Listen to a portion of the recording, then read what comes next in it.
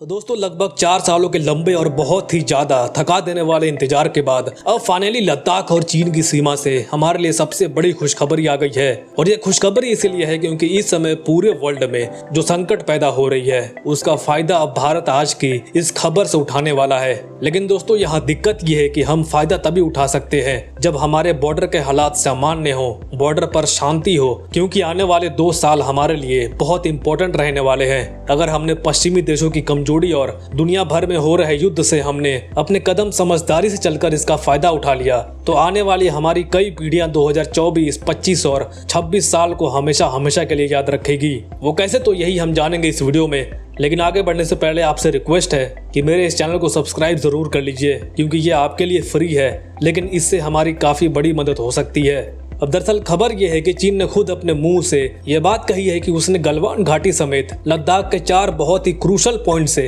अपनी सेना हटा ली है। और इतना ही नहीं, आगे यह भी बताया गया है कि जो डिसएंगेजमेंट है वो लगभग पूरा होने वाला है। यानी 2020 से पहले जब गलवान घाटी की हिंसा हुई थी उससे पहले चीन और भारत की सेनाएं जहां जहां पर तैनात थी उन्हीं पोजीशन पर वापस लौट चुकी है और दोनों देश अपने मिलिट्री फोर्सेस को बॉर्डर एरिया से हटा रहे हैं और पीसफुली तरीके से बातचीत कर रहे हैं। लेकिन 1-2 मुद्दे और रह गए हैं, उन्हें भी आने वाले हफ्तों में सुलझा लिया जाएगा। वहीं भारत की तरफ से भी ये स्टेटमेंट दी गई है कि जो डिसएंगेजमेंट है चीन और भारत के बीच में वो 75% तक हो चुका है और सिर्फ 25% बचा है। ये भी आने वाले कुछ हफ्तों में दोनों देश मिलकर इसको भी सॉल्व कर लेंगे। अब आपके मन में सवाल ये उठ रहा होगा कि ये डिसएंगेजमेंट क्या होता है। तो दरअसल अगर मैं सिंपली समझाऊं तो डिसएंगेजमेंट का मतलब ये है कि 2 देश अपने मिलिट्री फोर्सेस को एक दूसरे से दूर कर देते हैं ताकि उन देशों के बॉर्डर एरियाज में टेंशन कम हो और किसी भी तरह का कॉन्फ्लिक्ट ना हो। यानी अगर भारत और चाइना के बॉर्डर पर मिलिट्री फोर्सेस एक दूसरे के नजदीक हैं और उसी बीच टेंशन बढ़ जाती है तो वहां डिसएंगेजमेंट के तहत दोनों देश अपने सोल्जर्स को अलग कर देते हैं और उनका डिस्टेंस बढ़ा देते हैं। इससे बॉर्डर पर अमन और शांति बनाए रखने में मदद मिलती है। लेकिन चीन का इतिहास रहा है सबसे बड़ा धोखेबाज देश होने का, इसीलिए आगे ये भी बताया गया है कि डिसएंगेजमेंट तो जरूर हो गई है लेकिन ऐसा नहीं कि अब अपने हथियार रखकर भारत आराम से बैठ जाएगा।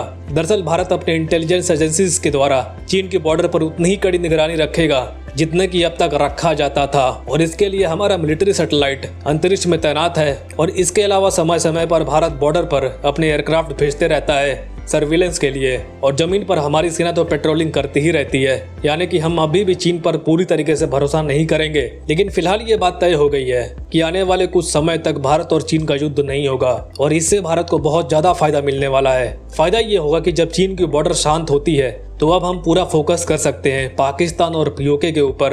और दूसरी बड़ी बात, दुनिया भर के देशों की अर्थव्यवस्था इस समय बहुत ही बुरी हालत से गुजर रही है और उन्हें और ज्यादा कुएं में ढकेल रहा है यूक्रेन वॉर और इजराइल हमास का वॉर। जी हाँ, इसके अलावा दुनिया में कई और कॉन्फ्लिक्ट भी स्टार्ट हो चुके हैं और इसीलिए कोई भी देश अच्छा परफॉर्मेंस नहीं दे पा रहा अर्थव्यवस्था के मामले में। लेकिन आप जानते ही हैं कि भारत अभी के समय डबल ट्रिपल रफ्तार से आगे बढ़ रहा है। 8% से ज्यादा की हमारी इकोनॉमी ग्रोथ है। तो हम ऐसे वक्त में जब दुनिया गिर रही है 8% की रफ्तार से आगे बढ़ रहे हैं तो इसका मतलब ये है कि हमारी रफ्तार दुगनी हो जाएगी क्योंकि दुनिया नीचे गिर रही है और हम ऊपर चढ़ रहे हैं। और इसीलिए ये भारत के पास अच्छा मौका है दुनिया के सभी ताकतवर देशों को ओवरटेक करके जबरदस्त तरीके से तरक्की करने का, क्योंकि दुनिया भर के इन्वेस्टर्स अभी पैसा लेकर बैठे हैं। उन्हें पता नहीं चल रहा है कि किस कंट्री पर पैसा लगाया जाए क्योंकि सबके इकोनॉमी के ग्राफ नीचे की तरफ ही जा रहे हैं और इसीलिए वो एक ऐसे कंट्री की तलाश कर रहे हैं जिसकी इकोनॉमी आने वाले 10 से 15 सालों तक बैलेंस में ही रहे। क्योंकि अमेरिका की भी आर्थिक हालत काफी खराब हो चुकी है। अमेरिका का डेब्ट भी यानी कर्ज भी बहुत ऊपर जा चुका है और यूरोप इस समय यूक्रेन वॉर में उलझा हुआ है। और चीन की बात करें तो इनके इंटरनल प्रॉब्लम्स इतने ज्यादा हैं कि ये इसे ही नहीं हैंडल कर पा रहे। ऊपर से अमेरिका चीन की तमाम सेमीकंडक्टर चिप बनाने वाली कंपनियों पर प्रतिबंध भी लगाता जा रहा है।